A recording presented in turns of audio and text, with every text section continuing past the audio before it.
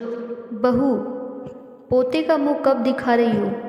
सुबह सुबह रजनी जी ने पलक से कहा। मम्मी जी, अभी तो गुड़िया 4 महीने की भी नहीं हुई, अभी तो दूसरा बच्चा करने का सवाल ही नहीं उठता।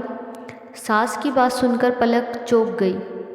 लेकिन वो तो लड़की है, वंश तो पोते से चलता है। आज ही जाकर डॉक्टर से बात करो और जल्दी ही मुझे पोते का मुंह दिखाओ। कब से तरस रही हूँ पोते के लिए। मम्मी जी, अभी मेरा शरीर बहुत कमज़ोर है, मैं ठीक से काम भी नहीं कर पाती। अभी तो मैं गुड़िया को भी सही से संभाल नहीं पाती। ऑपरेशन की वजह से आए टाँकों में बहुत दर्द होता है। जब तक गुड़िया 3 साल की नहीं हो जाती तब तक मैं दूसरे बच्चे के लिए नहीं सोचूंगी। फिर लड़का हो या लड़की, जो भी है मेरा बच्चा है। मैं दोनों में फ़र्क नहीं मानती, पलक ने डर्ड स्वर में कहा। देखो तो कैसे जबान लड़ा रही है बड़ों के सामने। यही संस्कार दिए इसके माँ बाप ने। नितिन, तू आज ही इसको डॉक्टर के पास लेके जा। ऐसे तो ये तेरा वंश आगे बढ़ने ही नहीं देगी। 3 साल, जब तक तेरा बेटा बड़ा होगा तू बूढ़ा हो जाएगा। समझा इसे कोई समझा नहीं है, समझ नहीं है अभी। मम्मी जी, कैसी बातें कर रही हैं आप? बच्चा किसको अच्छा नहीं लगता, लेकिन इतनी जल्दी कम से कम पहली जच्चगी से शरीर में जो कमजोरी आई है वो तो भर जाने दीजिए। ऐसे तो दूसरा बच्चा भी कमज़ोर पैदा होगा जब उसे गर्भ में ही ताकत नहीं मिलेगी। और इस बात की क्या गारंटी है कि दूसरा बच्चा लड़का ही होगा? अरे पलक, क्यों इतना बहस कर रही हो? डॉक्टर के पास चलते हैं ना, चेकअप करके वो बता देंगे कि तुम अभी दूसरा बच्चा पैदा करने में सक्षम हो या नहीं। और फिर मैं भी चाहता हूँ कि हम जल्दी से एक बेटे के भी माँ बाप बन जाए। नितिन, बच्चा पैदा करना मेरा अपना फैसला है। अभी 3 महीने पहले ही मैंने एक बच्चे को जन्म दिया है। इतनी जल्दी एक औरत के शरीर की कमजोरी नहीं भरती। 9 महीने एक जीव को अपने गर्भ में रखना आसान नहीं होता।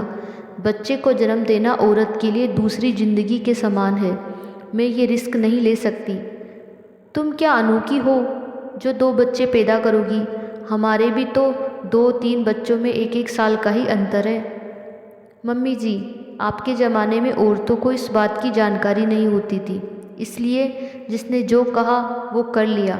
लेकिन ये मेरी ज़िंदगी का एक बड़ा फैसला है, मैं अपनी ज़िंदगी दांव पर नहीं लगा सकती। लो जी, अब तो हम अनपढ़ गंवार हो गए, यही एक समझदार आई है। मुझे तो लगता है कि पोते का मुंह देखे बिना ही इस घर से चली जाऊंगी।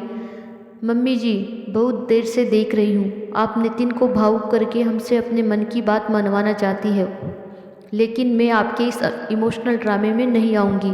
मुझे याद है जब रीना दीदी यानी पलक की ननद 1 साल के अंदर ही दूसरी बार माँ बनी तो ज़्यादा कमजोरी के कारण डॉक्टर उन्हें बचा न सके और जीजा जी दोनों बेटियों के साथ अकेले रह गए। उन्होंने भी बेटे की लालसा में दूसरा बच्चा 1 साल में कर लिया, लेकिन ना तो बेटा हुआ ना ही दीदी को बचाया जा सका। लेकिन मैं अपने और अपनी गुड़िया के साथ ऐसा नहीं होने दूंगी। अपनी गुड़िया से माँ का आंचल नहीं छीनने दूंगी। आज भले ही ज़माना कितना भी मॉडर्न हो गया हो, लेकिन फिर भी औरत को उसकी ज़िंदगी के बड़े बड़े फैसले खुद लेने का अधिकार नहीं रहता। पहले माता पिता को शादी की जल्दी रहती है, फिर ससुराल में सास ससुर को बच्चों की। औरत की ज़िंदगी में जो भी लेने होते हैं वो उसके घर वाले ही लेते हैं। बुढ़ापे भी औरत औलाद के ऊपर निर्भर हो जाती है। लेकिन मैं अपने आप को किसी मजबूरी का शिकार नहीं बनने दूंगी। मैं 3 साल से पहले दूसरा बच्चा नहीं करूंगी, चाहे लड़का हो या लड़की। इतना कहकर पलक गुड़िया को गोद में लेकर अंदर चली गई। रजनी जी और नितिन वहीं बैठे रह गए। माँ, पलक सही कह रही है, मैं लड़के की चाहत में पलक को नहीं खो सकता। अब आप ये बात दोबारा कभी करना मत, आपसे हाथ जोड़कर प्रार्थना है। जब मियाँ बीवी राजी तो क्या करेगा काजी। रजनी जी भी चुपचाप अपने काम में लग गई। हेलो दोस्तों, कहानी कैसी लगी कमेंट करके बताइए और प्लीज़ मेरे चैनल को सब्सक्राइब कीजिए, लाइक कीजिए, शेयर कीजिए।